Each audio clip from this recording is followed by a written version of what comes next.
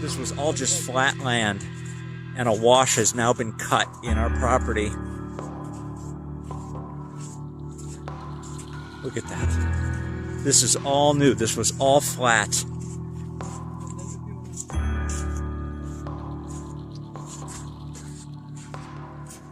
This has all been washed away.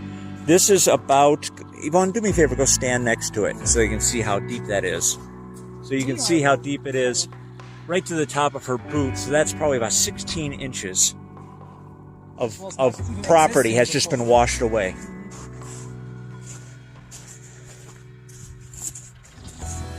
This is all, everything has changed. In the last video, you saw me replace about 80 feet of field fence over by the back gate. And that was just a warm-up for what I've got to do now.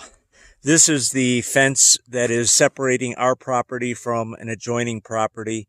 And I'm guessing we're looking at probably 150 feet of fence that has been pretty much just blown out by the water, and more so by the collection of debris, as you can see.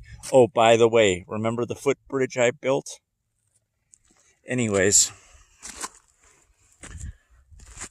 the debris just collected on the fence, and then the sheer weight of it forced it over. You can see that little piece of T-post sticking up here. And then once the T-post popped, and that's really what happened. The T-post pretty much popped out of the ground under the weight of the fence and the debris and the water, force of the water. This one's remaining. This is where the fence actually let go of the T-post, and the T-post is remaining in its original position.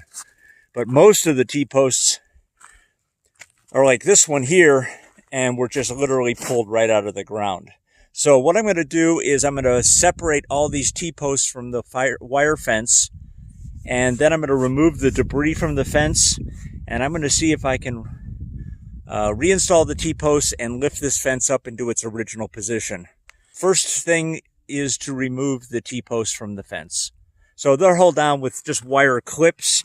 You may have seen me install such clips on previous videos. Let me see if I can find one. Here's one. You can see how it's held on right there with wire. I'm just going to go along and cut those clips and get these T-posts out of the ground first.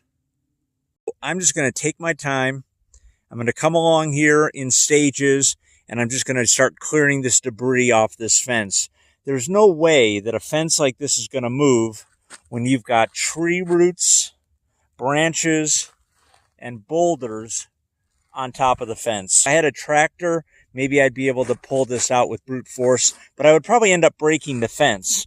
So this is going to be a multi-day project, clearing it a little bit at a time.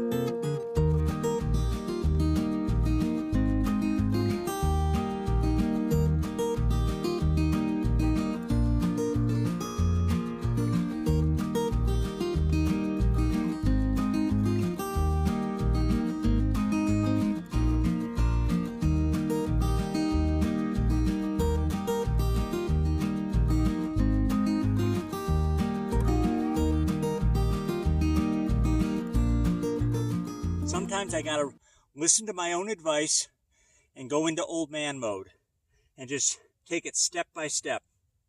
Just by clearing off all that debris that you saw me clear, I'm now able to move this fence around, and although it appears really bent up and distorted, we'll be able to square that back up into shape.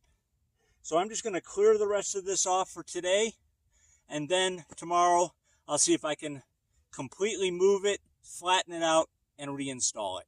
We'll see. It might take a couple days.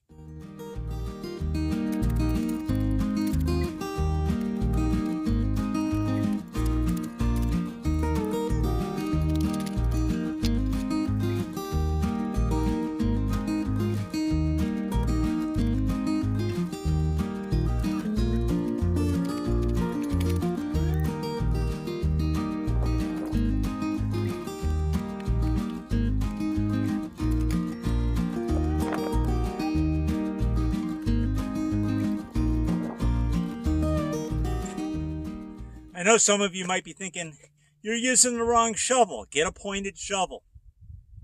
I'm using a square shovel because I want to be able to use it as a pry bar and not break the fence. And also, in preparation for this work, I took this shovel and used it on my grinding wheel and put a pretty damn sharp edge on it. It's as sharp as a machete, so it's going to cut through anything. It allows me to scrape the sand off the top of the fence and also get under the fence and use this like a pry bar.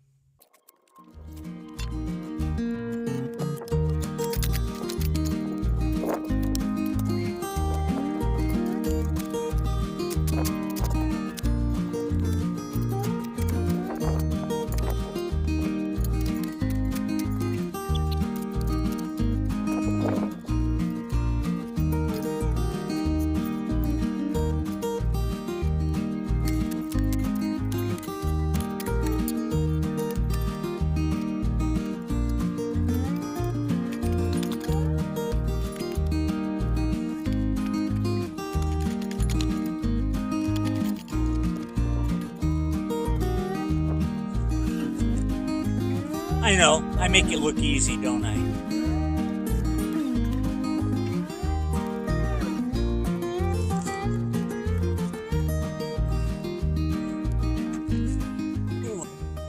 I'm done for right now. I'll pick this up later in the evening when the sun is starting to go down. Sun is setting a lot earlier here. We don't change our clocks in Arizona, so it's starting to cool off and get dark, or get darker, I should say. Probably around 5:30, 6 o'clock.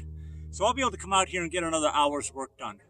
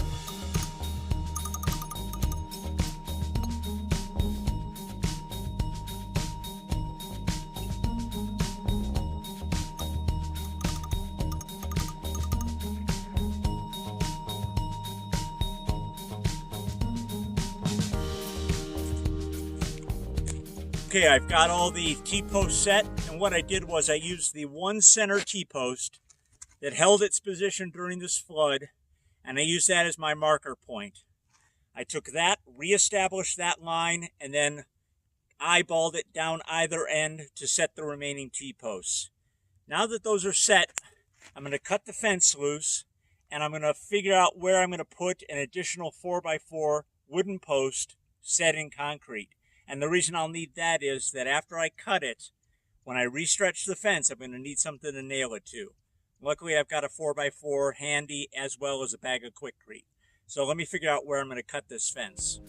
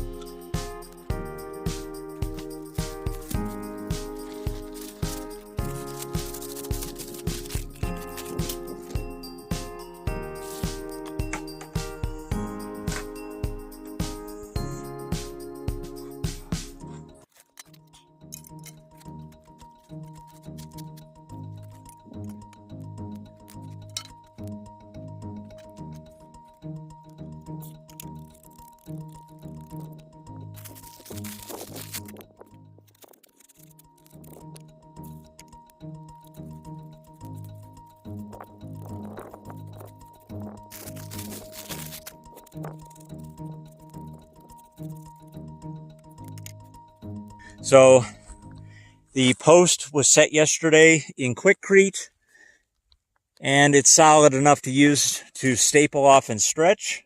So that's a good thing. And what I'm going to do is I'm going to use my tow strap, and I'm going to wrap it around that railroad tie right there. And I'm going to then stretch this fence here as tight as I can get it and staple it off to the post here. Now, the first thing I'm going to do is the other side, this side of the fence here, I'm just going to staple it off to this 4x4. And then after it's stapled off, I'm going to be able to cut it and then stretch the new side, the other side, I should say. So let me get started.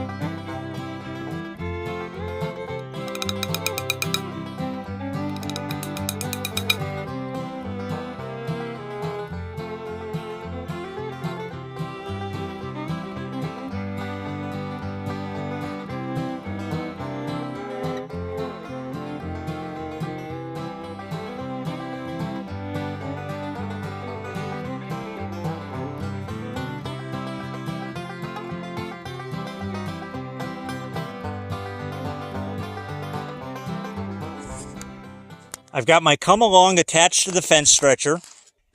I have my tow strap from the truck attached over here to a railroad tie. And then I was about 4 or 5 feet short, and I have been using the webbing that we use to strap down the straw bales when we build straw bale structures. This has a breaking point of 2,600 pounds, and thus far, knock on wood, it's served us well. So I used a small piece of that to attach between the come along and the tow strap, and we should be able to start stretching.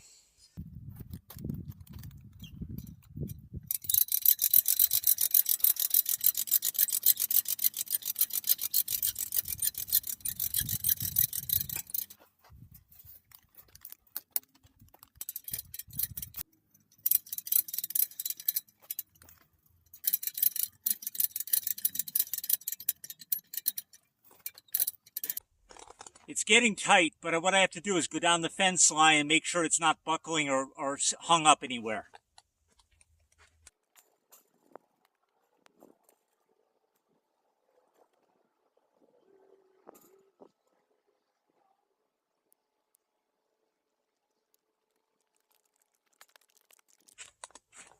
So yesterday, before I quit working, I put the fence on top of all the T-posts just to kind of keep it upright. And that was hanging on every post. So now that I've released them, I can continue stretching.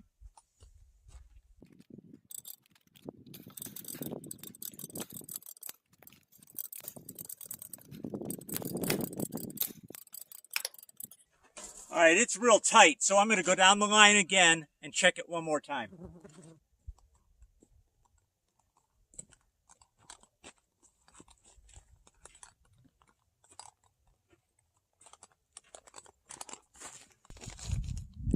I've got most of the T-posts clipped to the fence, and Yvonne came down and gave me a hand, and she got all the debris off the fence.